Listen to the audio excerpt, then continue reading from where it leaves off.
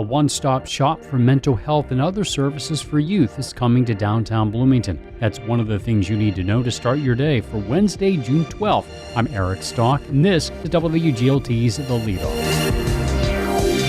Now let's lead off with Illinois increasingly becoming an oasis for people looking to affirm their gender identity. This comes as many Midwestern states roll out new restrictions on hormone therapy. Here's student reporter Isabella Nieto. More out-of-state patients are coming to Illinois for gender-affirming hormone therapy, or GOT. That's according to Mallory Cluckey. She is the director of the Planned Parenthood of Illinois GOT program. She says they frequently serve young people from out of state that don't feel comfortable seeking gender-affirming care at home. It is incredibly important to people's mental well-being and their physical well-being, and just their ability to thrive in the world. It's very impactful care that allows people to live their best and truest lives. Gender-affirming hormone therapy involves administering the estrogen or testosterone hormone through a variety of methods to allow a person's body to undergo physical changes to match their gender. Cluckey says Planned Parenthood has provided these services for a long time. She also says Illinois has become a safe haven for people seeking gender-affirming care. It was something that was important to expand the ways in which we serve patients. Planned Parenthood of Illinois offers gender-affirming hormone therapy to those 16 and older. Minors are required to have parental permission. I'm Isabella Nieto. Here are some of the other stories we are following at the WGLT newsroom. Illinois Attorney General Kwame Raoul has announced a settlement with Johnson & Johnson in a lawsuit over deceptive marketing of its baby powder and body powder. The products contain talc, which has been linked to cancer. Illinois will get $29 million in the nationwide settlement. And the Illinois High School Association has announced all high school basketball games in Illinois will feature a 35-second shot clock starting in 2 years. You can find more on these stories at WGLT.org. Bloomington Normal Service providers Chestnut Health Systems, Lifelong Access, and the Regional Office of Education have launched an effort to bring youth a centralized location for behavioral health services in downtown Bloomington. The trio is in the funding stage for the project. The goal was to launch sometime in 2026 at a site yet to be determined. WGLT's Melissa Ellen talks to Lifelong Access CEO Brian Whipperman and Chestnut's incoming Chief Operating Officer Puneet Lika about the gap this will fill in services, starting with Lika. In our community, much like others, there is an array of social services that are available to folks, to the youth and to their families. But oftentimes, actually more often than not, they're not coordinated in any way. And so it's almost a little bit confusing for folks who need to access care to figure out where to go, when to go, how to get there. So the idea behind this is that we would co-locate as many social services as possible that make sense for this particular target population so that it's easy for them to access care. It's all about access. Brian, you want to talk about the specifics?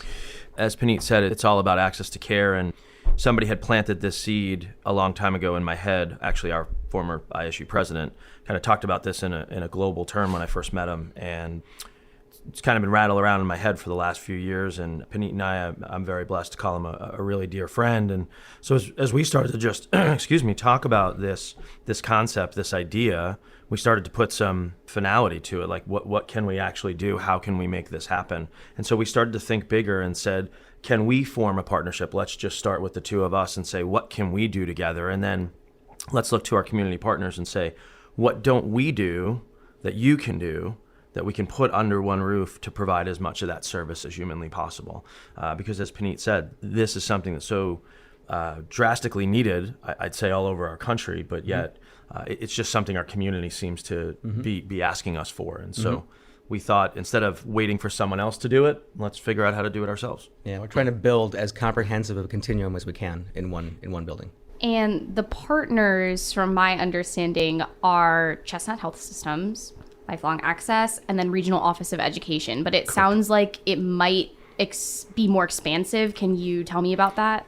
So we're actively working with a multitude of partners to figure out how they can fit in and what kind of space requirements that they would need in order to meet their mission and their vision of what expanded services could look like. Because the premise here is that no one is closing up shop and moving their services. Everybody is really adding on to their services. Yeah, a new site for most of these folks, including Chestnut. The same for Lifelong. We are looking at maybe moving one of our services there because we'd be able to make it bigger and therefore serve more people. But the reality is for us, this is an expansion of services. And so even as we talk to community partners, that's the same concept. That's where I wanted to move to next as well, is talking about the target population at hand. Sure. I think it is somewhat obvious to go for youth. We know in McLean County that there is a serious need for mental health services, even more so for youth and adolescents. But talk to me about why you really chose that group to focus on. There are 27,000 children aged 6 to 17 in our community. 3,200 of them live below the poverty level. 3,300 are crisis behavioral health cases, including ER visits. 1,500 have substance use disorders. 5,500 are chronically absent from school. 1,800 had suicide plans and 1,900 attempts. The list goes on. And so I think when we're talking about need, it's obvious to me that is the need here. Youth are our future, obviously, and so the better we can care for them, the better our future becomes.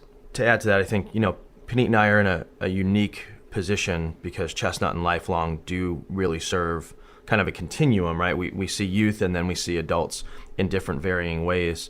But when you look at some of the struggles, in adding ROE to this, when you look at some of the struggles that our children are having, as Panit said, they are our future. And so there's so much data out there that talks about the earlier we can provide those services, the sooner we can give those services and those access to care, the longer impacts we can have on someone's life. That was Brian Whipperman from Lifelong Access and Puneet Lika from Chestnut Health Systems speaking with WGLT's Melissa Ellen. Melissa Ellen covers mental health as a Report for America Corps member. Report for America places journalists in local newsrooms across the country to cover underreported topics.